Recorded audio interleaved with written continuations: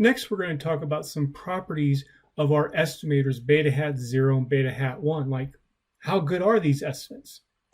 And one measure of how good they are can be found by taking a look at, let me get my red pen, by taking a look at what would I expect beta hat 1 to be? What would I expect beta hat 0 to be? So this is an expected value like what we've seen before. And beta hat 1 and beta hat 0 are statistics, so they are random variables and they will vary from one sample to the next.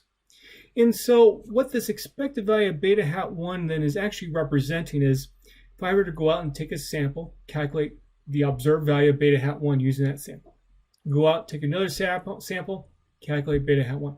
Suppose I did this many times and then took the average of all those beta hat 1s.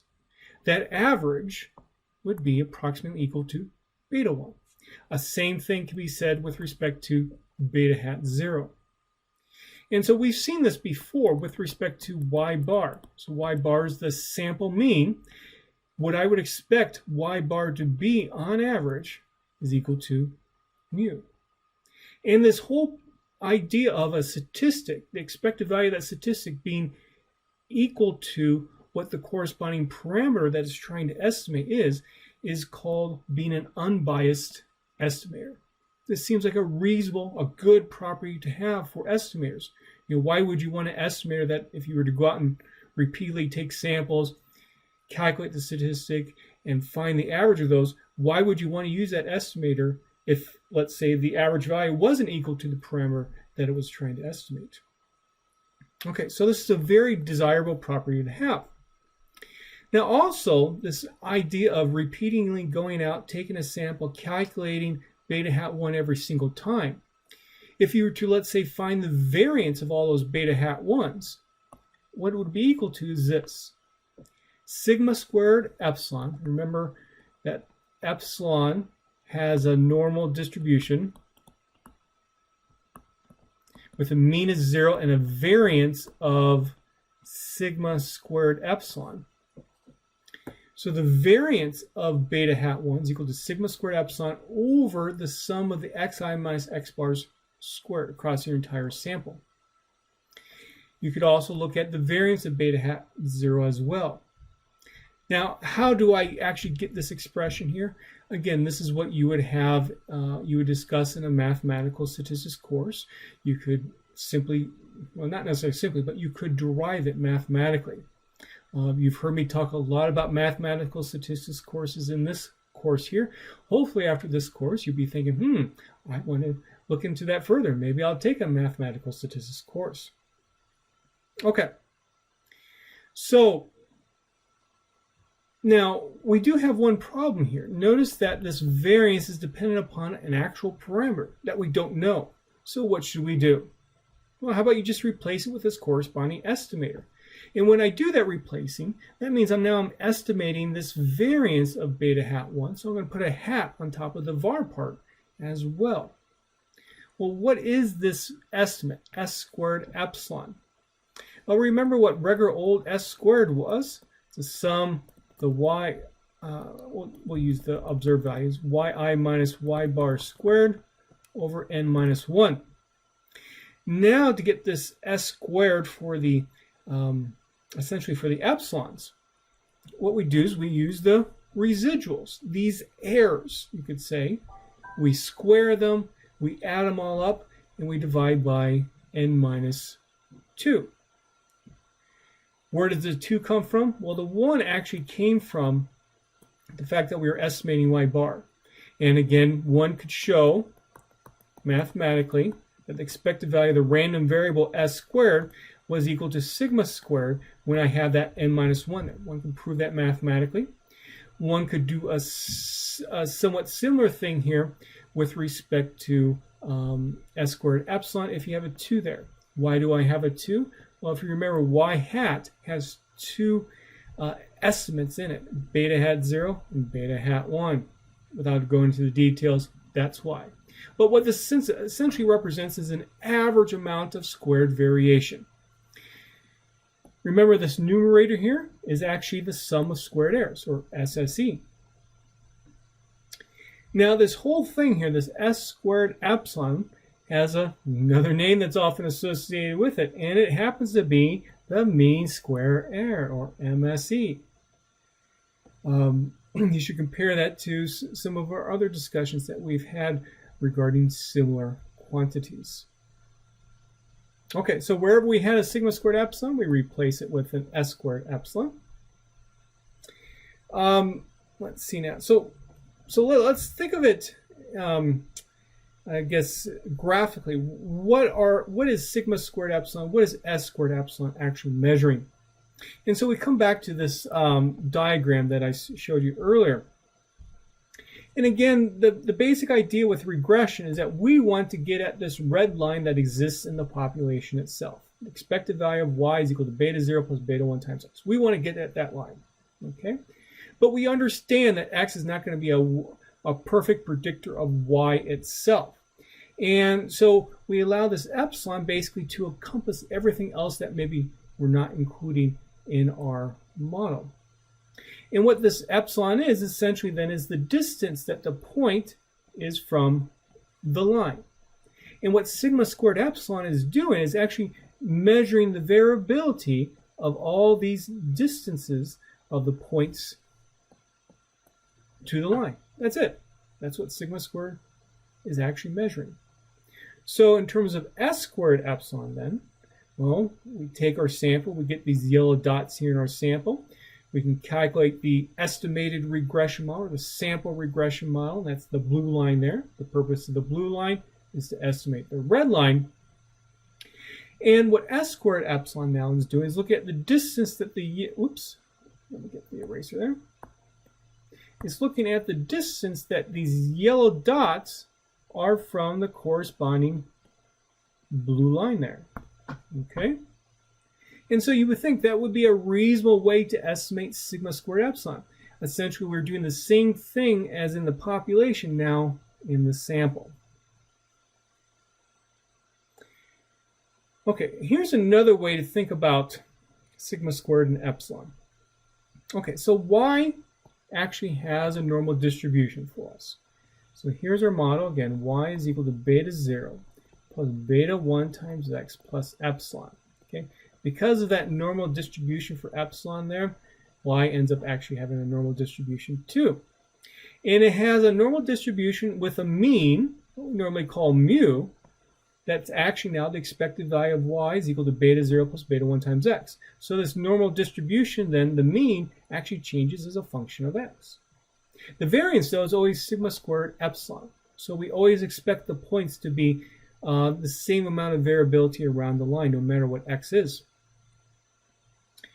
And so, because of this normal distribution, and if you remember with a normal random variable, let's say a standard normal random variable, I want to find the probability that negative 2 is less than standard normal random variable z is less than positive 2, that's about 0.954. Now for us here, if we take, excuse me, now for us here, if we look at the mean, beta 0 plus beta 1 times x, go 2 standard deviations to the left of the mean, just like what we did here, 2 standard deviations to the left of a standard normal random variable mean. And over here we have the mean plus 2 standard deviations. Then the probability that y is within that interval is 0.954. Okay, so that's another way to think about what is this sigma square, I'm sorry, this sigma epsilon, excuse me, what is that actually representing? And we can even look at it in a further graphical sense too. So now it's a 3D picture here. So we have our y-axis and we have our x-axis. And what this third axis that's going up is representing is probability, just like you would normally see with respect to a probability distribution curve. And if we look at x1 here, given x1, I know the expected value of y is equal to beta 0 plus beta 1 times x. And in this abstract drawing here, you would be right here. But the amount of variability around that is controlled by sigma squared epsilon. And also, this is all related to the normal probability distribution curve. So here's our normal probability distribution curve, and how far the tails go out is controlled by that sigma squared epsilon. Then if we go to x2, we can do a same thing. Notice how much these tails go out for these two distributions are exactly the same. That's because our sigma squared epsilon is going to be exactly the same for each possible value of x. Now in terms of s squared epsilon then, well, we can go to our rule of thumb for the number of standard deviations all data lies from its mean again, where now y hat plays essentially the role of y bar. And so what we do is we take y hat plus or minus 2 times s sub epsilon, and that's why I would expect all my y's, generally speaking, to fall within. Here, so with that then, here's a question for you. So we have two plots. Which plot below is associated with a larger s squared epsilon? Now when drawing these plots, I use exactly the same x's. Just one's going to have a larger amount of variability than the other. And so I want you to think about it on your own. Which of these plots will be associated with a larger s squared epsilon? Also, I want you to think about on your own is which of these plots would be more desirable. If we, for some reason, had a choice between either this one or this one in a real-life situation, which would we prefer? Think about that. If you have questions, please ask. Okay, so let's take a look at an example. This goes back to our sales and advertising example again. So we have X, which is advertising, Y is sales. Here's the corresponding predicted values for each of the X's, Y hat, or estimated values. Then if we look at the residual, Y minus Y hat, we get, for example, for the first observation, 0.4. And then if we add a column that allows us to square each of those residuals, we get, for example, 0.16 for that first observation. We add up all those squared residuals, we get 1.1. And so with that then, we can calculate s squared epsilon, and it's 0.3667. Now note, we would expect all y values, generally speaking, to be within plus or minus 2 standard deviations of y hat. If I wanted to, I'd go out to 3. I just chose 2, okay? And let's look at an actual picture of that, demonstrating that. So for example, let's look at, so this is our regular old scatter plot that we've seen before. The blue circles are the actual observed values. We have X advertising on the x-axis, Y sales on the y-axis. The red line denotes our regression line. And let's focus in on x equal 4 here. Okay. What this rule of thumb says is that I would expect all my y values corresponding to an x equal 4 to be within 1.49. That's about where 1.49 is there, and 3.91. If I draw it straight across, there's where about 3.91 is. And look at this. Our observation does indeed fall within that range. And so again, that gives you a practical interpretation of what this s squared epsilon is doing for us. Let's move on to another example then. This is with the high school and college GPA. So from earlier, what we've done is use the LM function to estimate our model, and then we use the summary function with the resulting object to obtain this particular output here. This part here that says residual standard error equal to 0.3437, this actually is our S sub epsilon. Now, where does this name come from? Well, residual, of course, then corresponds to our errors. And remember, what we're doing with s squared epsilon is we're summing the squared residuals, we're summing the squared errors. Then the standard error comes from the fact that often in statistics you will hear people refer to basically a standard deviation of a statistic as a standard error, just a different name. Okay, so S sub epsilon is 0.3437. And so, fortunately, my computer's frozen up here a second. So let's look at what this then looks like graphically. So what we can do is plot y hat plus or minus 2 times epsilon. Now remember, this y hat has x in it, and we have 20 different x's, 20 different y's in our data set. So we're going to have 20 different of those lines, like what we saw with the sales and advertising example.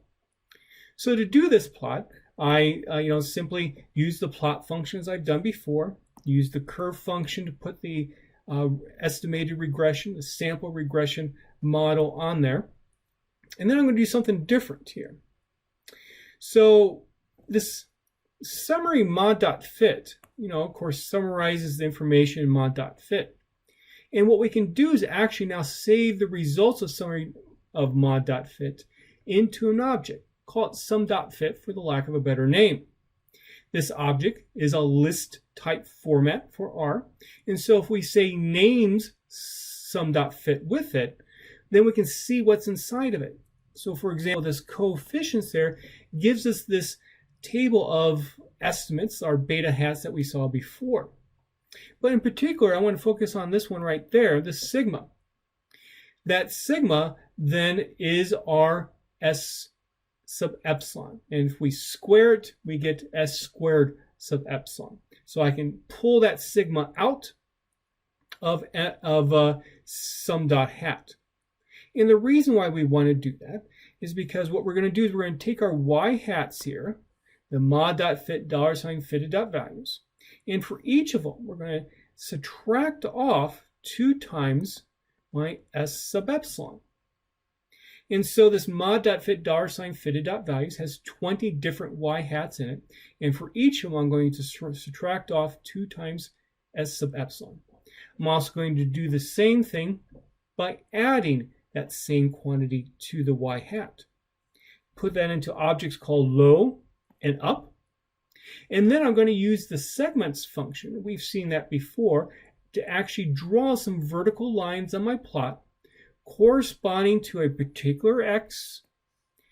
What is the lower value from this interval, essentially, that we're getting? And then also at that same x value for my high school GPA, what is the upper value there? And I'm going to make these lines a color of green. So if I page down here, oops, here's my plot.